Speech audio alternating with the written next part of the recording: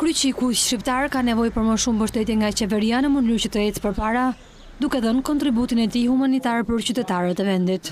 Ky apel është bërë nga presidenti i Federatës Ndërkombëtare të Shoqatave të Kryqit të Kuq dhe gjysmëhënës së kuqe, Tada Treu Konoe, i cili viziton për herë të dytë kryqin e kuq shqiptar.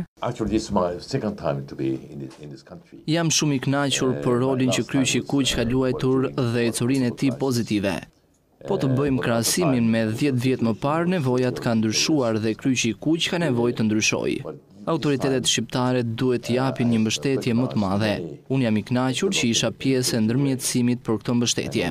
Në ligj është përcaktuar në kodin e punës që në ndërmarrje, aty ku janë 10 individ, duhet njëri të trajnohet për ndihmën e parë. Qeveria këtu mund të njohë mbi fjala të drejtën e kryqit kuq, pasi kapacitetet e nevojshme ka i certifikuar edhe nga strukturat që janë të njohura, qoftë ndërkombëtarisht, që ta ofrojë këtë dhe qeveria mund t'ia japë këtë të drejtë dhe kryqi i kuq ka detyrimin që ta kryejë këtë me efikasitet. Nga ana tjetër, një ndër qëllimet e vizitës së zotit Konoe në Shqipëri është edhe të parandalojë funksionimin e një organizate tjetër humanitare, ato të gjysmëhënës së kuqe shqiptare, që është regjistruar së fundmi në gjykatë por që bie ndesh me legjislacionin.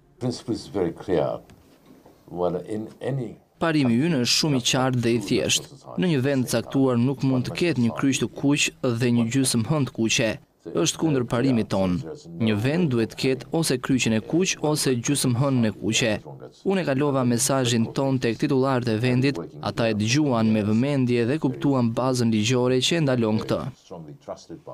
Kryqi i kuq shqiptar është themeluar në 1921, është njohur nga Komiteti Ndërkombëtar në vitin 1923 dhe po në të njëjtin vit është pranuar antar i Federatës Ndërkombëtare të Kryqit të Kuq dhe të gjysmëhënës së kuqe.